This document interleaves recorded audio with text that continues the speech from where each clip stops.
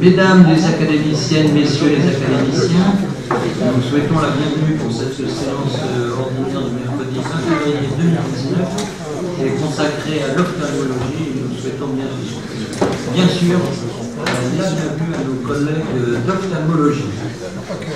Avant d'ouvrir la séance et d'appeler les modérateurs, nous allons, comme c'est la coutume, laisser la parole à notre secrétaire de séance, M. Colobi, que je remercie, qui va nous faire le résumé de la séance du 13 février 2019. Monsieur le secrétaire, vous avez la parole. Madame l'académicienne, messieurs les académiciens, secrétaire général, chers amis, voilà donc le résumé de cette séance de communication libre, avec une première communication sur les tumeurs endocriniennes GEPNET. Alors pour ceux qui ne sont pas dans la gastro-entérologie, GEPNET c'est gastro-entéropancréatique neuroendocrine tumeur. Et il nous a été présenté un cas de glucagonome pancréatique qui a été révélé par un érythème migrant chez un homme jeune de 50 ans. Et avec un délai diagnostic moyen de 39 mois, la moitié des patients présentent déjà des métastases au moment du diagnostic, expliquant l'espérance de vie de 3 à 7 ans. Après confirmation du diagnostic par immunomarquage, le traitement de la tumeur primitive et chirurgicale, et en réservant le traitement général par des analogues de la somatostatine ou le sunitinib à la maladie métastatique. Alors, il y a eu quelques questions et commentaires. Une question de Hubert Joannet sur la place du traitement néoadjuvant, il n'y en a pas. Et les traitements adjuvants, en fait, il est seulement indiqué s'il y a des métastases. Farouk Seba demandait quel était le recul pour le cas présenté de cet homme de 50 ans, c'était 1 an, et François Scherberg demandait si les signes cutanés réapparaissaient en cas de reprise évolutive de la maladie. En fait, on n'a pas assez de documentation sur ces tumeurs rares pour répondre à cette question. Le deuxième thème abordé était la chirurgie en vrai, la life surgery. Faut-il interdire ou réglementer, par Philippe Duvernet. Les life surgery correspondent à une partie très ancienne de l'enseignement de la chirurgie. Il y a des articles récents de la littérature qui ont remis en doute leur intérêt pédagogique, en rapportant notamment un taux de complications chirurgicales plus élevé qu'en chirurgie conventionnelle. Et face à cette question d'actualité, l'attitude des sociétés savantes était assez contrastée. Certains ont banni les life surgery de leur congrès, alors que d'autres les ont réglementés. Et il semblait donc important que l'Académie nationale de chirurgie organise un débat interspécialité afin de prendre une décision consensuelle. Alors les commentaires et questions de Gérard Pascal qui disait ne pas exagérer sur les dérives qui restent contenues et ne justifient pas de réglementation, mais un rappel des règles de bonne pratique.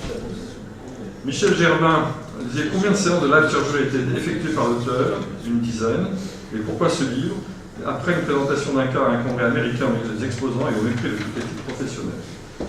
Jean Caddy souligne de ne pas sous-estimer l'impact de cet enseignement et souligne également l'importance de l'accord du patient.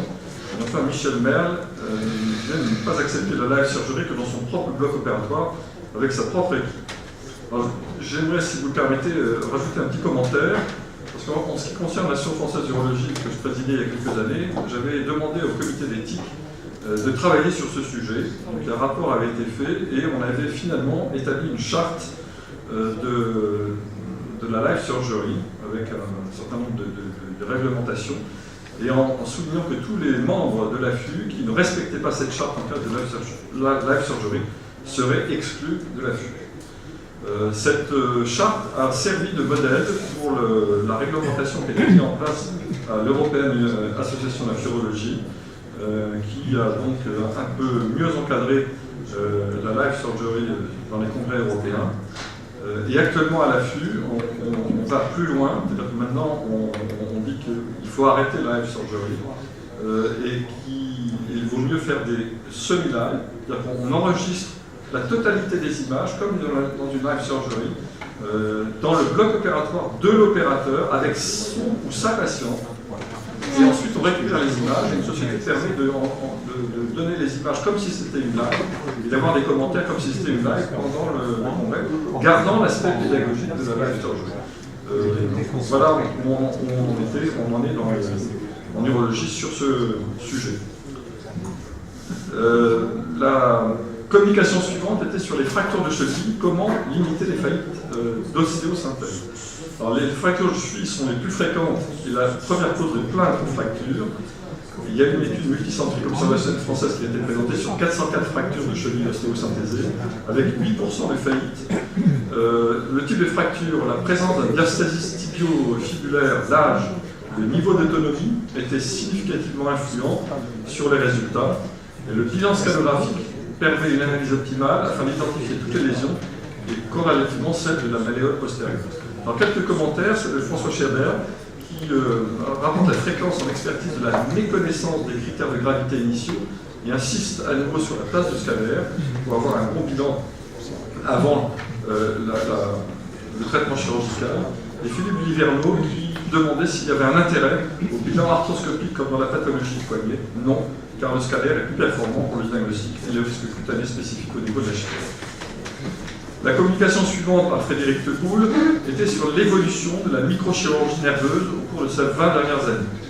Quelle place reste-t-il aux greffes nerveuses au vu du développement des transferts nerveux ciblés, l'apport des transferts nerveux dans la prise en charge des paralysies, des nerfs périphériques et du plexus brachial?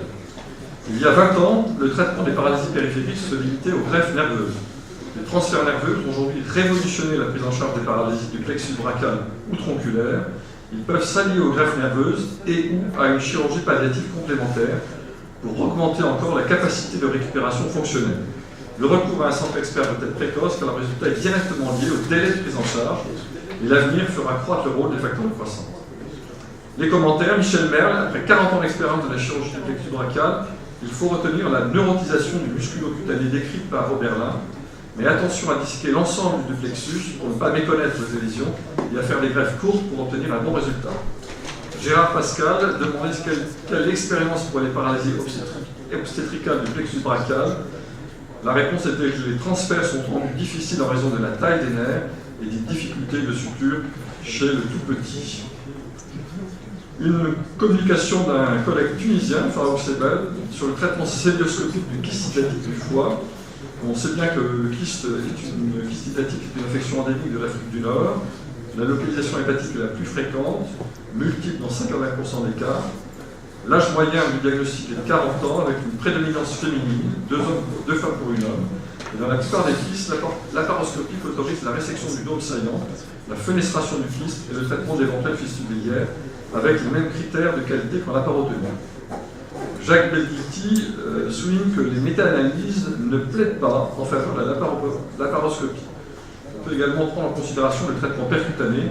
Pour l'auteur, l'expérience de l'opérateur est importante, comme toujours en chirurgie. Bernard Leroy, ce sont les kystes postérieurs qui posent le problème. La protection doit être optimale, avec des champs difficiles à introduire en laparoscopie. Attention aux accidents des scolicides, notamment avec l'eau oxygénée. François Guéral confirme ce risque et rappelle qu'il a effectué la première résection hépatique laparoscopique en 1993. Enfin, la dernière communication par un collègue espagnol, Francis Javier Ibanez Aguirre. Enseignement est retenu sur une série continue de 23 interventions de colis faites par laparoscopie, indications techniques et résultats. Alors, lors de la réduction chirurgicale des hernies hiatales chez les patients présentant un œsophage court, l'abdominalisation de l'œsophage n'est pas toujours facile et réalisable. Une fondoplicature réalisée dans ces conditions expose à une migration intrathoracique du montage. Et la gastroplastie, selon la technique de Collis, modifiée techniquement pour sa réalisation en laparoscopie, est une option présentée lors de cette communication à partir d'une analyse rétrospective de 23 patients incluant une cruroplastie protective dans 16 cas. Le suivi moyen est supérieur à 5 ans et la gastroplastie de Collis laparoscopique est une technique sûre et reproductible dans cette présentation. Alors, Hubert Jomanet demande pourquoi être passé du maçon à la résection gastrique. La réponse par simplification technique et meilleure morphologie du montage. Philippe Topard, efficacité sur le long terme des prothèses résorbables est incertaine. L'importance de l'absence de tension du montage est à souligner. Jean Caddy, explication du taux inhabituellement élevé de œsophage court. Est-ce que c'est un biais de recrutement portant spécifiquement sur le gros hernie hiatale? Montage comparable à une mini-slip de gastrectomie, devant donc faire craindre des fistules et des migrations prothétiques intragastriques. Enfin, Farouk Sebaï montre Demande quelle est la place de la diversion duodénale totale.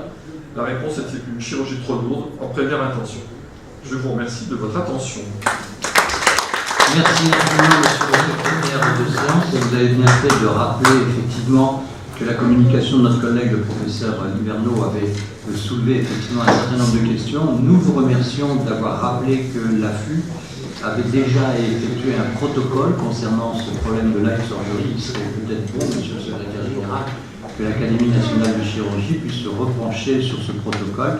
Il serait bon d'inscrire ceci donc à une prochaine question de notre bureau pour que les autres sociétés puissent bénéficier du travail qui a d'ores et déjà été effectué par l'AFU. Voilà. Merci en tous les cas, monsieur Colombi, de cet excellent résumé. Je soumets maintenant au vote ce résumé présenté par notre secrétaire. Y a-t-il d'autres observations? Nous allons donc procéder au vote sacerdotal. Personne ne s'abstient, personne ne vote contre, donc ce compte rendu est adopté à l'unanimité.